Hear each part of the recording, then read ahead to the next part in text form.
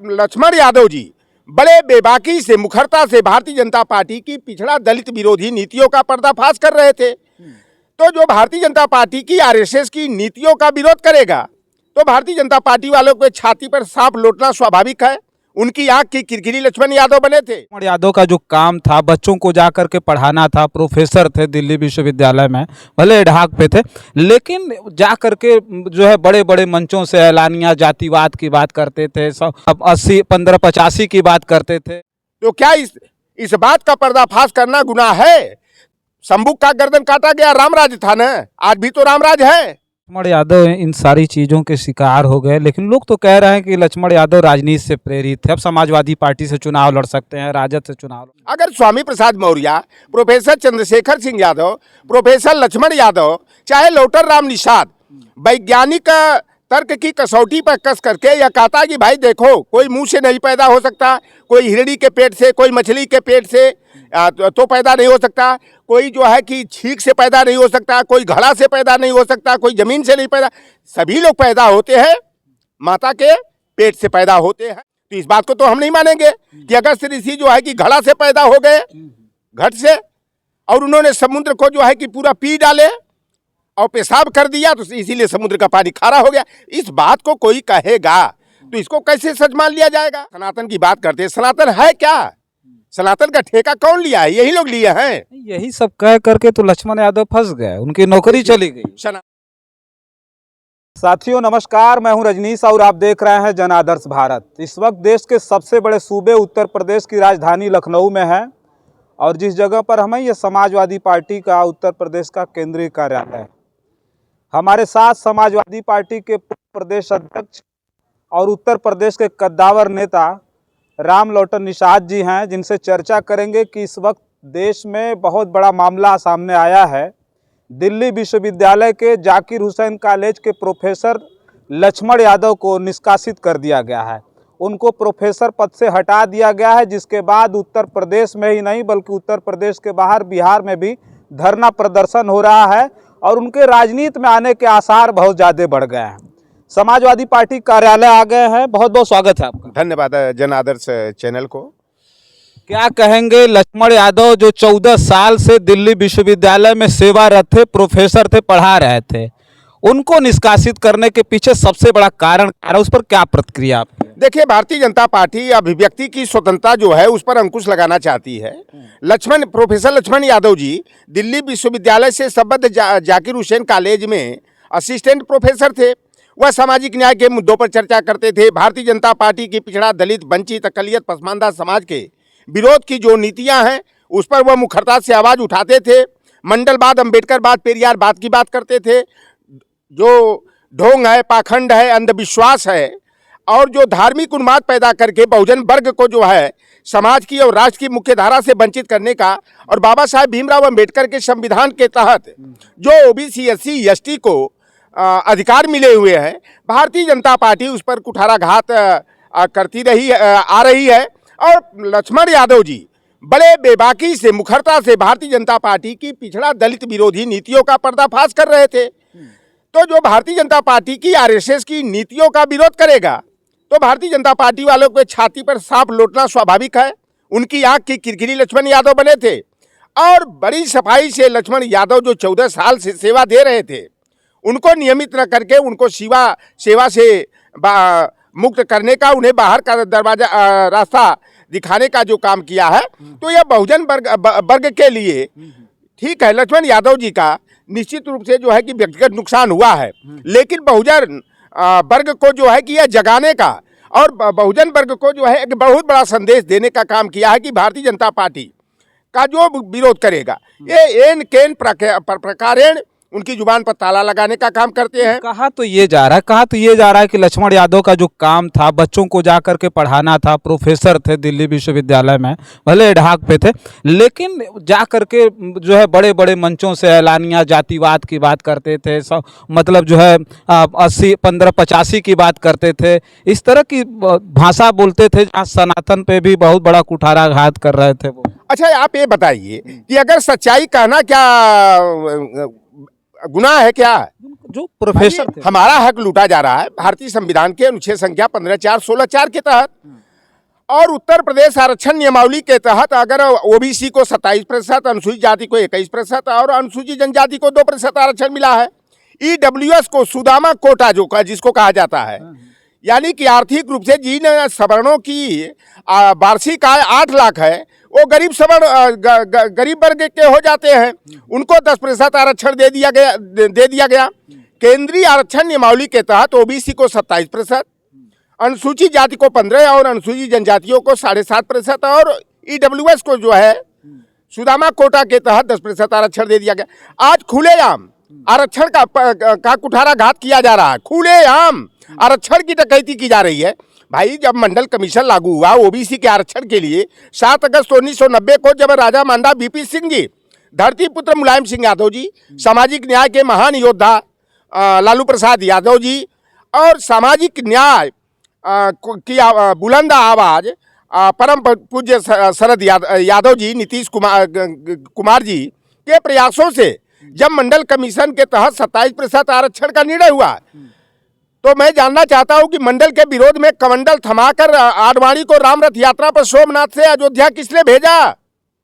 तो जो हमारे आरक्षण का विरोध करता है, जो हमारे प्रतिनिधित्व का विरोध करता है, जो हमारे मान सम्मान का दुश्मन है, जो हम लोगों को लिखने पढ़ने से रोकने का काम करता है, तो क्या इस बात का पर्दाफाश करना गुनाह है? शंभू का गर्दन काटा गया रामराज था ना, आज भी तो रामराज है।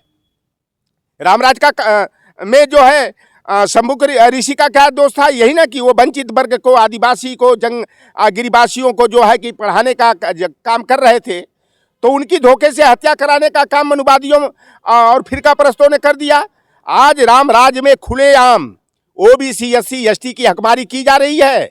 और ये भारतीय जनता पार्टी में जो नेता हैं, चाहे वो हमारे भाई केशव प्रसाद मौर्य हो, चाहे वो राकेश सचान हो, चाहे स्वतंत्र देव सिंह हो, चाहे जाट बिरादरी के चौधरी लक्ष्मी नारायण सिंह और चौधरी भूपेंद्र सिंह हो, चाहे धर्मपाल सिंह सैनी हो जो संगठन महासचिव हैं, चाहे वो धर्मपाल लोधी हो, चाहे नरेंद्र कश्यप हो, चाहे बाहर से समर्थन देने वाले, वो एक अपना दल एस पार्टी है, हस्बैंड एंड वाइफ की, जो अपना दल एस हो, चाहे एक सुभाषपा है जो मंगरू और उनके चंगू मंगू की प्राइवेट लिमिटेड सौदेबाज लूट कंपनी है, और एक गोरखपुरिया ठग की एक पार्टी है निषाद पार्टी। तो निषादों की पार्टी थोड़े है, वो तो जो है कि संजय निषाद एंड फैमिली की प्राइवेट लिमिटेड सौदेबाज लूट ठग कंपनी है। तो ये जो भारतीय जनता पार्टी में जुड़े हुए हैं, ये अपने निज स्वार्थ के लिए जुड़े हुए हैं। कौम का कितना नुकसान हो रहा है, Bharatiya Janata party OBC, SC, ST की हकमारी कर रही है, तो इनकी जुबान पर ताला लग जाता है, इनके मुंह में दही जम जाता है, इनकी जुबान नहीं खुलती है।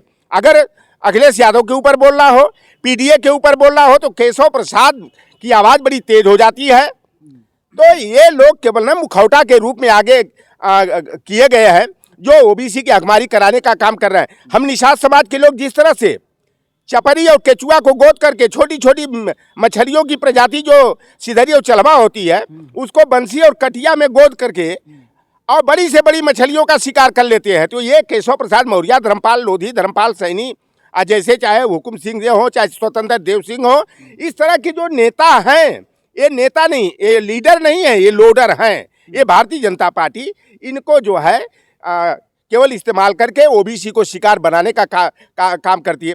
अब देख लीजिए उत्तर प्रदेश में जितनी भी वैकेंसी निकली, चाहे वो ग्राम विकास अधिकारी के पद की 1468 पदों पर वैकेंसी निकली, 396 पद, 27% आरक्षण कोटा की दृष्टि से ओबीसी को मिलना चाहिए। मिला कितना?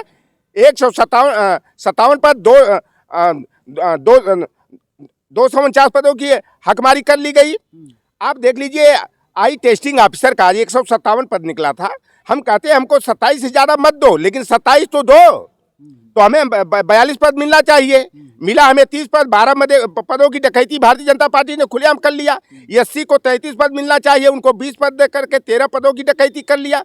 तो आप देख लीजिए कि अभी सुभाष सरकार है, केंद्रीय शिक्षा राज्य मंत्री हैं केंद्र सरकार में, धर्मेंद्र प्रधान खंडायत हैं, कुर्मी बिरादरी के हैं, तो आज वो शिक्षा मंत्री हैं केंद्र में, और उनके शिक्षा मंत्री रहते हुए ओबीसी के हकों पर डाका डाला जा रहा है, लेकिन इन लोगों की जुबान वहाँ नहीं खुलती है।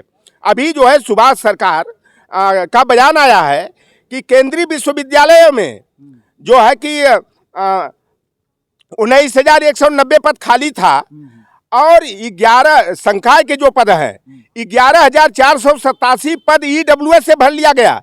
अरे भाई ये कितनी इतनी खुलेआम बेईमानी कि जिसका 10% आरक्षण कोटा है और 19,190 में 11,487 पद खुलेआम जो है सुदामा कोटा के तहत जो है ईडब्ल्यूएस को यानी गरीब सवर्णों को दे दिया गया। तो ओबीसी को कितना प्रतिनिधित्व मिला?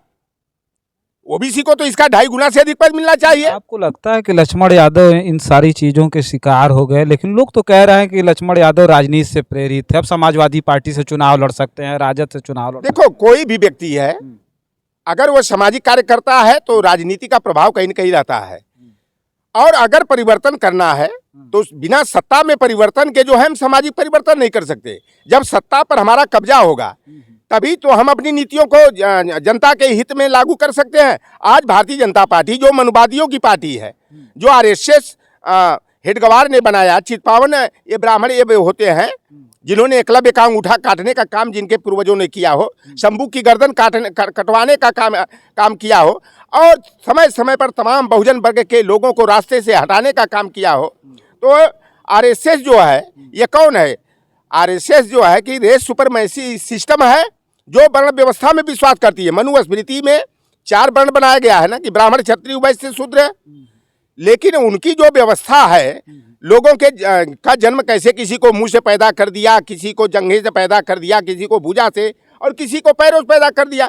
अगर स्वामी प्रसाद मौर्य, प्रोफेसर चंद्रशेखर सिंह यादव, प्रोफेसर लक्ष्मण यादव, चाहे लोटर राम निषाद वैज्ञानिक तर्क की कसौटी पर कस करके यह कहता कि भाई देखो कोई मुंह से नहीं पैदा हो सकता, कोई हिरणी के पेट से, कोई मछली के पेट से तो पैदा नहीं हो सकता, कोई जो है कि छींक से पैदा नहीं हो सकता, कोई घड़ा से पैदा नहीं हो सकता, कोई जमीन से नहीं पैदा, सभी लोग पैदा होते हैं माता के पेट से पैदा होते हैं। लेकिन अभी इस तरह का कोई कहेगा कि नहीं हिरणी के पेट से मनुष्य पैदा हो गए, विभांडक ऋषि पैदा हो गए, श्रृंगी ऋषि पैदा हो गए, तो इस बात को तो हम नहीं मानेंगे कि अगस्त ऋषि जो है कि घड़ा से पैदा हो गए, घट से, और उन्होंने समुद्र को जो है कि पूरा पी डाले और पेशाब कर दिया तो इसीलिए समुद्र का पानी खारा हो गया। इस बात को कोई कहेगा तो इसको कैसे सच मान लिया जाएगा?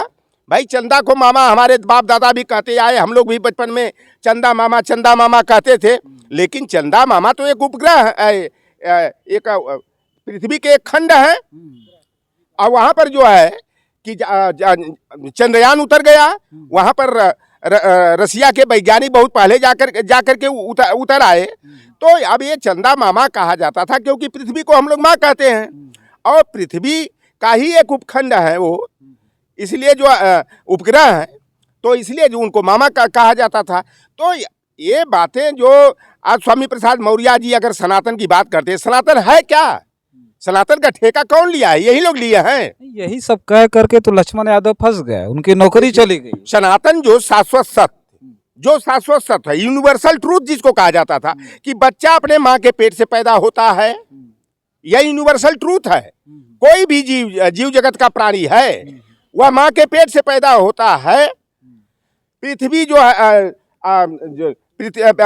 है कि सूर्य की परिक्रमा करती है, यह सत्य है। सूरज पूरब में उगता है, पश्चिम में अस्त होता है, ये यूनिवर्सल ट्रूथ है। यही तो सनातन है। और सनातन शब्द जो निकला हुआ है बौद्ध धर्म से निकला हुआ है, लेकिन आज ये सनातन का जो ये ढोंग और पाखंड करते हैं, हमें कहने में कोई गुरेज, लोग कह देते हैं जातिवादी हैं, लेकिन सच कहना जातिवाद अगर जो मानता है तो माने वो अपने जगह। आज ये सनातन क्या है? ये ब्राह्मण का ही रूपांतरित रूप है। तो ये लक्ष्मण यादव जी और चाहे आज स्वामी प्रसाद मौर्य जी जब सच बात कहते हैं तो कुछ लोगों के छाती पर जो है ना लगता है कि मूंग दली जा रही है, सांप लौटता है, उनके जले पर मिर्च और नमक छिड़का जा रहा है। तो यह जो ढोंग है, पाखंड है, जो बहुजन वर्ग के अधिकारों की डकैती है, उस पर हम लोग मुखरता से आवाज उठाते रहे और लक्ष्मण यादव को नौकरी से बाहर निकाल करके बहुजन वर्ग की आंख खोलने का काम भारतीय जनता पार्टी ने किया है। और आज बहुजन वर्ग के जो ओबीसी एससी के जो नेता हैं भारतीय जनता पार्टी में, उत्तर प्रदेश में 90 विधायक हैं भारतीय जनता पार्टी से ओबीसी के, 67 विधायक अनुसूचित जाति और जनजाति के, एक तो बलात्कारी था अभी 25 बरस की सजा हो गई, 10 लाख का जो है जुर्माना भी लगाया गया है। वो एसटी वर्ग वाले थे। तो ये 67 जो विधायक हैं, ये सभी जब चाहे ये हकमारी का काम करने वाली योगी सरकार को ना धूल चटा दे, जमीन पर पटक दे। भड़का रहे हैं उन लोग, भड़का रहे हैं। अरे भाई 90 हमारा विधायक 90 157 विधायक हमारे हैं। वही भड़का रहे हैं, को टूट करके आ जाओ। ये उनका जमीर जाग जाए, वो लोडर से लीडर बन जाए। मैं तो चाहता हूं कि वो लोडर से लीडर बन जाए, वो मुखौटा न बन करके वह जो है सकारात्मक राजनीति की तरफ जाए। अपने बहुजन वर्ग के साथ जो डकैती हो रही है, हकमारी हो रही है, उनकी हत्या की जा रही है, अगर आज समाज की आवाज उठाते हैं, भारतीय जनता पार्टी का भंडा फोड़ करते हैं, तो उन्हें जेल में डाल दिया जाता है, घर पर बुलडोजर चला दिया जाता है। तो इस तरह की भारतीय जनता पार्टी की जो गुरु गोलवलकर की bunch of thoughts, we are our nationhood defined की जो ओबीसी एससी एसटी महिला विरोधी नीतियां हैं, आज भारतीय जनता पार्टी उसी को लागू करने का काम कर रही है। और बाबा साहेब भीमराव अंबेडकर के संविधान पर और हमारे जो है कि विश्व का एक अनोखा जो लोकतंत्र है, इसको भारतीय जनता पार्टी खत्म करके राजतंत्र स्थापित करने के प्रयास में जुटी है। उसका संकेत आपने देख लिया।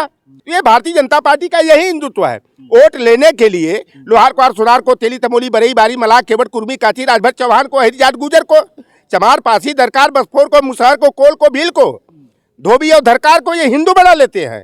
लेकिन जब हक अधिकार और सम्मान देने की बात आती है तो यह जमीन पर बैठाने का काम करते हैं, यह हकमारी करने का काम करते हैं। तो भारतीय जनता पार्टी के केंद्र में 120 सांसद हैं सभी दलों से मिलाकर के, और ज्यादातर भारतीय जनता पार्टी। 131 सांसद जो हैं अनुसूचित जाति और जनजाति के हैं।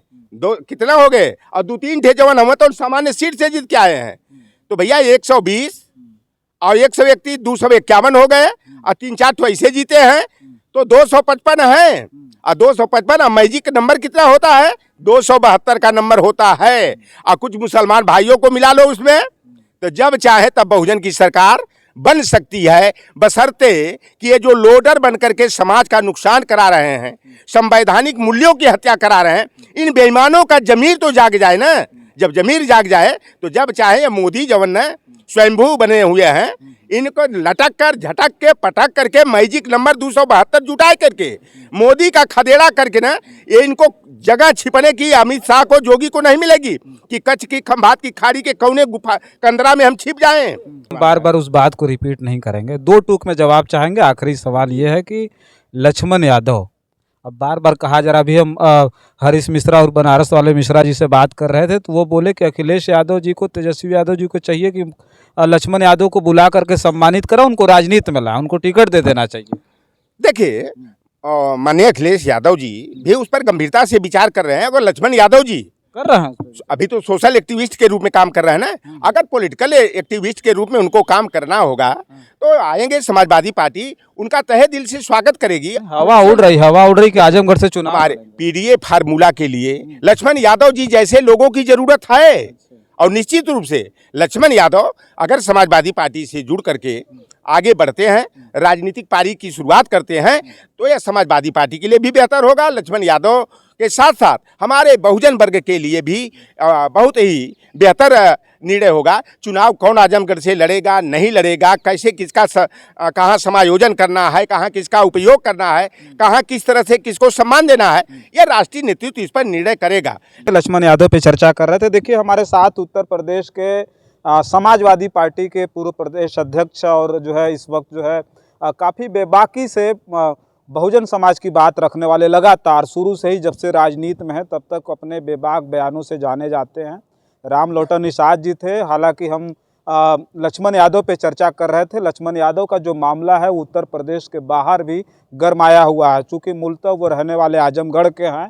दिल्ली विश्वविद्यालय में वो एडहॉक पे प्रोफेसर थे, जिनको जो है परमानेंट बहाली न करके उनको टर्मिनेशन लेटर पकड़ा दिया गया, उनको हटा दिया गया है, जिसको लेकर के अब सियासत गर्म हो गई है उत्तर प्रदेश और बिहार दोनों जगह। सोचिए एक प्रोफेसर को लेकर के पहली बार ऐसा देखने को मिलेगा कि उत्तर प्रदेश और बिहार की राजनीति में पूरी तरह से सियासी सरगर्मी छाई हुई है। कहाँ जाएंगे, किस ओर जाएंगे, कहाँ से अपनी राजनीतिक पारी की शुरुआत करेंगे, हालांकि लोगों के आसार अब बढ़ गए हैं कि वो राजनीति में आएंगे और राजनीति करेंगे। लेकिन वो सारी चीज़ों को भी अपने कैमरे में कैद करके आपके बीच में भेजने का प्रयास करेंगे। तब तक के लिए आप जन आदर्श भारत देखते रहिए। मैं हूँ रजनीश, बहुत बहुत धन्यवाद।